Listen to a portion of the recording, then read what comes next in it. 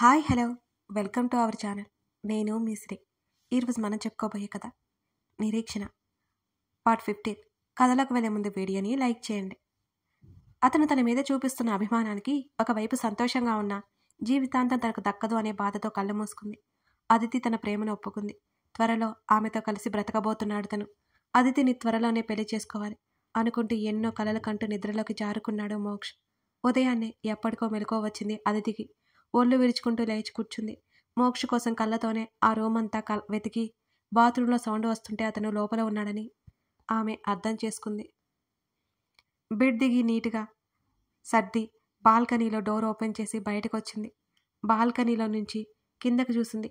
గార్డెన్లో పచ్చగా ఎన్నో రకాల మొక్కలతో భలే అందంగా అనిపించింది అదితికి. ఆమె చూస్తూ ఉండగానే అదితి చేతుల మీద చల్లటి స్పర్శ తగిలి ఆమె భుజం మీద మెడ మీద నీటి బిందువులు పడినట్టు అనిపించాయి. ఉలిక్కిపడి వెనక్కి తిరిగింది.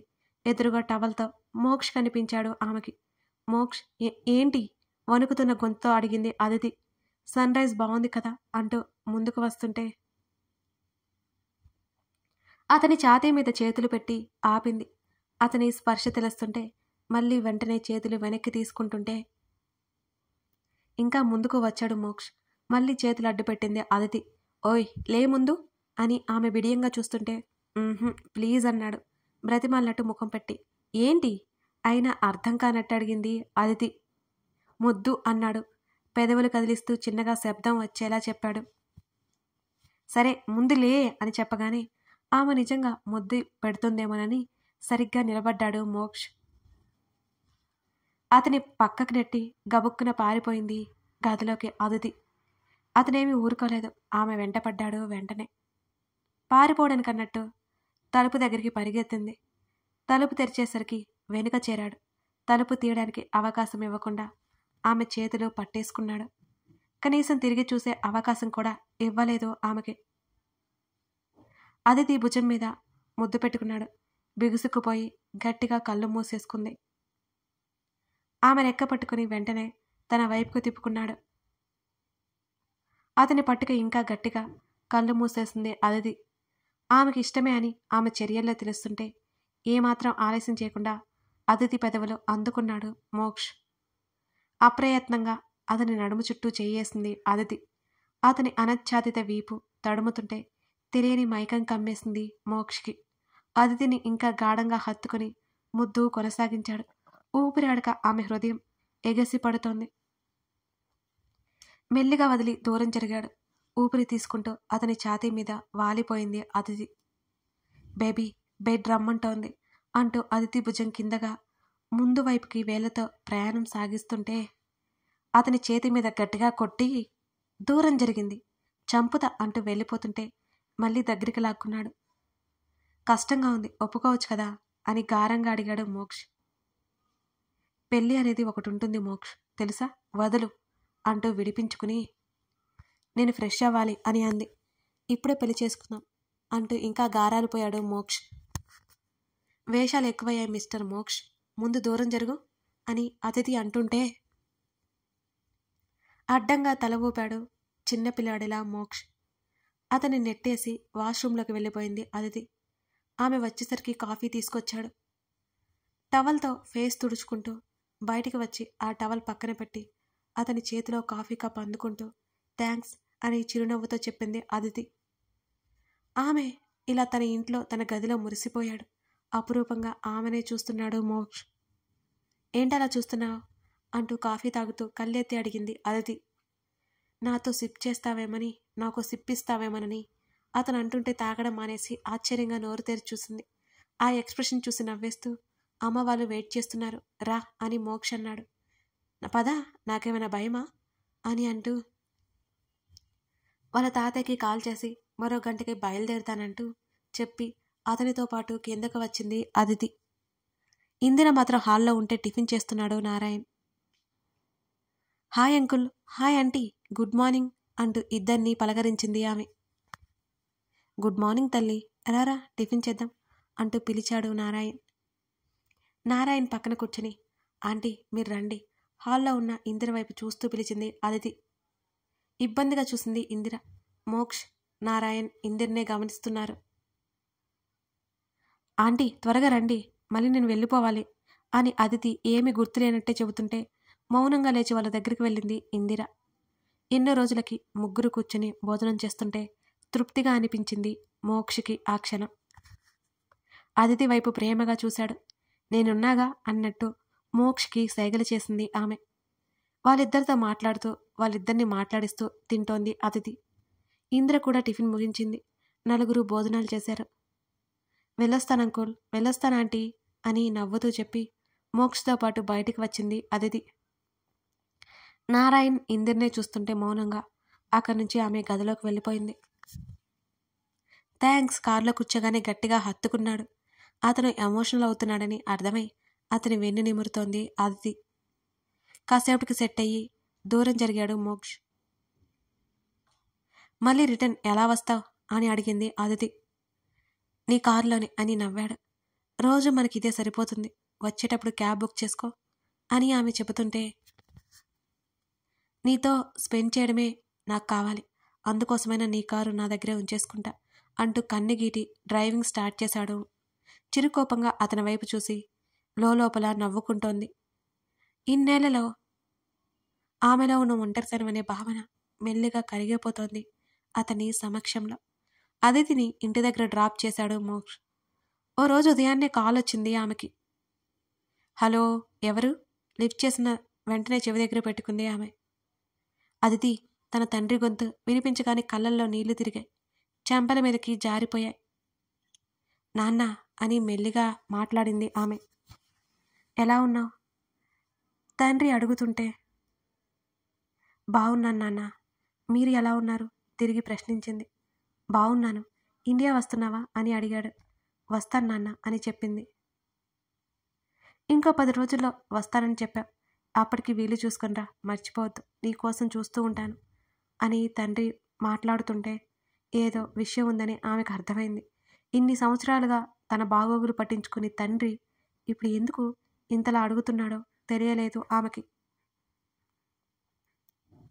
అలాగే నాన్న, తప్పకుండా వస్తాను అని చెప్పి కళ్ళు తుడుచుకుంటూ సరే ఉంటాను అని వెంటనే కాల్ కట్ చేశాడు. మోక్ష్ గుర్తొస్తుంటే కళ్ళలో నీళ్లు ఆగలేదు అదితికి. అతని గురించి తన ఆలోచనలో ఎలాగో అతని వదిలి వెళ్ళాలి అని నిశ్చయించుకుంది. సరీకిచ్చిన మాట కూడా ఆమె మరోసారి గుర్తు చేసుకుంది. వాళ్ళిద్దరినీ కలిపేస్తే ఇద్దరూ సంతోషంగా ఉంటారు. మోక్షకి చెప్పినా ఒప్పుకోడు. ఏం చేయాలో పాలుపోలేదు అదితికి. రోజు విలియమ్స్ మ్యారేజ్కి మోక్ష అదితి వెళ్లారు. సరియని రమ్మని అడిగితే పబ్లో తనకు జరిగిన అవమానం గుర్తు చేసుకుని ఆమె వెళ్ళలేదు అందరి ముందు. అదితి కూడా బలవంతం చేయలేదిక. సరియు అదితికి కాల్ చేసింది. అదితి చెప్పు సరియు అని అడిగింది ఆమె. మోక్షకి నాకు మీట్ అరేంజ్ చేయవా? సరియు అడుగుతుంటే బాధ కమ్మేసింది అదితిని. కొన్ని క్షణాలు మౌనంగా ఉండిపోయింది అదితి. ఏమైంది అదితి? ఏమీ తెలియని అమాయకురాల్లా అడిగింది సరియు. ఏం లేదు, అలాగే ఏర్పాటు చేస్తాను అని దిగులుగా అదితి చెబుతుంటే ఎప్పుడు అని అడిగింది సరియు. నువ్వే చెప్పు, కళ్ళల్లో నీళ్లు తిరుగుతుంటే అడిగింది అదితి. ఇప్పుడు రమ్మని చెప్పు, తను నా మీద కోపంగా ఉంటాడు కదా, మరి ఎలా అని అమాయకంగా అడిగింది అదితి. అదితిని సరియు ఎలాగోలా నేను పంపిస్తానులే అని ఇంకొక మాట మాట్లాడలేక కాల్ కట్ చేసింది ఆమె. సరియు నవ్వుకుంటోంది లోపల అదితి బాధని చూసి. నిజానికి సరియు అంత చెడ్డదేమి కాదు, కానీ అదితి మీద అసూయ ఆమెలోని మంచితనాన్ని చంపేసింది. మోక్షకి సరియు అంటే ఇష్టం లేదని అర్థమైపోయింది అదితికి కూడా. అందరూ భోజనాలు చేస్తుంటే తను మాత్రం బయటకు వచ్చేసింది. మోక్షని ఎలా పంపించాలో తెలియడం లేదు ఆమెకు కూడా. అదితి కనబడలేదని వెతుక్కుంటూ బయటకు వచ్చాడు మోక్ష్. ఏమైంది ఇక్కడ కూర్చున్నావు బేబీ అంటూ ఆమె పక్కనే కూర్చున్నాడు. ఏం లేదన్నట్టు అడ్డంగా తల ఊపింది. రా ఇద్దరం ఫోటో దిగి భోజనం చేద్దాం అని మోక్ష అన్నాడు. నాకొద్దు, నువ్వు వెళ్ళి తినేసిరా అని చెప్పింది అదితి. ఏమైంది? ఆమె గడ్డం దగ్గర పట్టుకుని ముఖాన్ని తన వైపుకు తిప్పుకున్నాడు సున్నితంగా. నాకొక హెల్ప్ చేస్తావా అని అడిగింది అతని మీద వాలిపోయి. ఏంటో చెప్పు, నువ్వేమైనా చెప్తే కాదు అన్నానా అని అడిగాడు మోక్ష్ ఆమెనే గమనిస్తూ. కాదు అంటే అని తల తిప్పి అతని వైపు చూసింది. అనను అన్నాడు ఆమె చేతిని పట్టుకుని. సరీకు హెల్త్ బాలేదు, నాకు వెళ్ళడానికి కష్టంగా ఉంది, వెళ్తావా అని భయపడుతూనే అడిగింది అదితి. అప్పటికే అతని ముఖం ఎర్రబడింది. ఆమె వైపు చూశాడు అలాగే. ప్లీజ్ నా కోసం ఈ ఒక్కసారికి వెళ్ళగలవా? నీకు తనంటే కోపం అని నాకు తెలుసు, కానీ ఇప్పుడు అర్జెంట్ కదా అని అతని గడ్డం పట్టుకుని బ్రతిమాలడం మొదలుపెట్టింది అదితి. నేను వెళ్ళను అని అనాలి అనుకుని ఆమె ముఖం చూసి అలా అనలేకపోయాడు మోక్ష్. తిని వెళ్ళొచ్చా లేక తినకుండానే వెళ్ళమంటావా అని సీరియస్గా చూశాడు ఆమె వంక.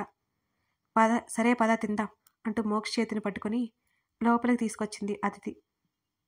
మోక్షకి సిరాగ్గా ఉన్న అదితి కోసం మౌనంగా ఉంటున్నాడు. ఇద్దరు డిన్నర్ చేసిన తర్వాత నేను ఇంటికి వెళ్ళిపోతాను, నువ్వు సరయు దగ్గరికి వెళ్ళు మోక్ష్ అని కారెక్కింది. సరే జాగ్రత్త, ఇంటికి వెళ్ళిన తర్వాత నాకు మెసేజ్ చేయి అని చెప్పాడు. భయపడుకు, మా బాడీ గార్డ్స్ ఉన్నారు కదా అని నవ్వింది ఆమె. ఆమె నవ్వినప్పుడు అపురూపంగా చూసుకుంటూ చేతిని ఊపాడు మోక్ష్. నవ్వుతూ కార్ స్టార్ట్ చేసుకుని వెళ్ళిపోయింది అదితి. ఆ నవ్వు మెల్లిగా మాయమైపోయి ఆమె కంట్లో నుంచి నీళ్లు బయటికి దూగాయి. హోటల్ దగ్గరికి వెళ్ళాడు మోక్ష్. డైరెక్ట్గా సరయు గదికి వెళ్ళాడు అతను. ఆమెకు వార్నింగ్ ఇవ్వాలి అనుకున్నాడు. అతనికి అర్థమైపోయింది అతిథి ద్వారా అతన్ని సరయు పొందాలనుకుంటోంది అని. మోక్ష్ డోర్ కొట్టగానే డోర్ ఓపెన్ చేసింది సరయు. గదిలోకి వెళ్ళగానే ఏసీ గాలి అతన్ని తాకింది. డోర్ లాక్ చేసింది సరయు. నీకు ఏదో రోగమని చెప్పిందే అతిథి, బాగానే ఉన్నావు కదా అని అడిగాడు మోక్ష్. అతని మాటల్లో వేటకారం తెలుసుకున్నా కోపం వస్తుంటే అతను దూరమైపోతాడని తగ్గింది సరయు. మోక్ష్ నీతో మాట్లాడాలి అంటూ బెడ్ మీద కూర్చున్నట్టు బెడ్ చూపించింది. త్వరగా చెప్పేస్తే నేను వెళ్ళిపోవాలి అంటూ సోఫాలో కూర్చొని క్రాస్ లెగ్స్ వేశాడు ఆటిట్యూడ్ చూపిస్తూ. అతనిలో నచ్చేది అదే కాబట్టి అతని దగ్గరగా వెళ్ళి నిలబడి, ఐ లవ్ యూ మోక్ష్, నా లవ్ నీకెందుకు అర్థం కావడం లేదు అని అడిగింది సరయు ఆవేదనగా. అది లవ్ అయితే అర్థమయ్యేది, లవ్ కాదు కాబట్టి నాకు అర్థం కావడం లేదు అని పొగరుగా చెప్పాడు మోక్ష్. మోక్ష్ నాకేం తక్కువ, అందం ఉంది, ఆస్తి ఉంది అంటూ అతనికి ఇంకా దగ్గరగా వచ్చింది. ఆమె షర్టు బటన్ తీసేస్తుంటే, ఏయ్ మెంటలా, ఏం చేస్తున్నావు కోపంగా అరిచాడు మోక్ష్. నీకోసం ఏదైనా చేస్తాను, నన్ను నీకు ఇచ్చేస్తాను, నన్ను పెళ్లి చేసుకో మోక్ష్ అని అతని మీదకి వస్తుంటే, you idiot, don't touch me అని గట్టిగా అరిచాడు అతను. సరయు వినిపించుకోకపోవడంతో ఆమె చెంప మీద లాగిపెట్టి బలంగా కొట్టాడు. అమాంతం పక్కకు తూలి పడిపోయింది. కోపంగా అతని వైపే చూస్తుంటే, ఇంకోసారి నా వెంట పడితే చంపేస్తా, అతిథిని అడ్డు పెట్టుకుని డ్రామాలాడావనుకో గొయ్యి తీసి పాతేస్తా, జాగ్రత్త అని అక్కడి నుంచి వెళ్ళిపోయాడు మోక్ష్. కోపం అసూయ అన్నీ వచ్చేశాయి సరయులో ఆ క్షణం. సరయు కోపంతో కెనడా వెళ్ళిపోయింది. ఆ విషయం అతిథికి తెలియదు. ఓ రోజు ఇంటికి తీసుకువెళ్ళాడు మోక్షామని. నారాయణ్, ఇందిర ఇద్దరూ ఉన్నారు. నలుగురు హాల్లో కూర్చొని కాఫీ తాగారు. పని వాళ్ళు వెళ్ళిపోమన్నట్టు సైగ చేశాడు మోక్ష్. అంకుల్, మనం ఒక గేమ్ ఆడదాం సరేనా అంటూ నవ్వుతూ చూసింది అదితి. ఏంటో చెప్పు, నారాయణ్ కూడా నవ్వాడు. ముందు గేమ్కి రెడీ అయితే అప్పుడు చెప్తాను అని అంది అదితి. సరే అన్నాడు నారాయణ్. అంటే మీరు కూడా అంది అదితి. నేను రానదితి. తప్పించుకొని వెళ్ళబోతున్నా ఇందిర చేతిని పట్టుకుని కూర్చోబెట్టింది అదితి. అదితి ముందు బయటపడలేక ఇబ్బందిగా కూర్చుంది ఇందిర మౌనంగా. నేను కొన్ని ప్రశ్నలు అడుగుతాను, మీరు వాటి కరెక్ట్గా సమాధానం చెప్పాలి అని అంటూ ముగ్గురిని చూసింది ఆమె. నా వల్ల కాదు అని చేతులెత్తేసిన మోక్ష్ తల మీద కొట్టి తననే చూస్తున్న ఇందిర నారాయణ వైపు భయంగా చూసింది ఆమె. వాళ్ళు గట్టిగా నవ్వడంతో రిలాక్స్ అయిపోయింది అదితి. ఆమె చూపులు ఆమె వైపు గుర్రుగా చూశాడు మోక్ష్. సారీ పెదవులు కదిలించింది. ముద్దు అని పెదవులు కదిలిస్తూ చేత్తో సైగ చేశాడు. ఇంకొక దెబ్బ వేస్తానని అతని వైపు చూస్తూ మెల్లిగా సైగ చేసింది అదితి. మీ సైగలైపోతే త్వరగా మొదలు పెట్టండి అని నవ్వుతూ అంటున్న ఇందిర మాటలకు ఇబ్బందిగా సిగ్గుగా ముఖం పెట్టింది ఆమె. అంకుల్, ముందు మిమ్మల్ని అడుగుతాను ఓకేనా అని నవ్వుతూ నారాయణ వైపు చూసింది ఆమె. అలాగే అన్నట్టు తల ఊపాడు నారాయణ్. మీకు అందరికంటే ఇష్టమైన వ్యక్తి ఎవరు అని అదితి అడుగుతున్న ప్రశ్నకి ముగ్గురు షాక్ అయిపోయారు. నారాయణ్ కూడా. కథ కొనసాగుతోంది. మోక్ష్ తల్లిదండ్రులను ఆమె కలపగలదా? అసలు వారి మధ్య ఉన్న దూరానికి కారణమేంటి? మోక్ష్ తమ్ముడు ఎక్కడున్నాడో కనిపెట్టగలరా? తెలుసుకోవాలంటే చూసే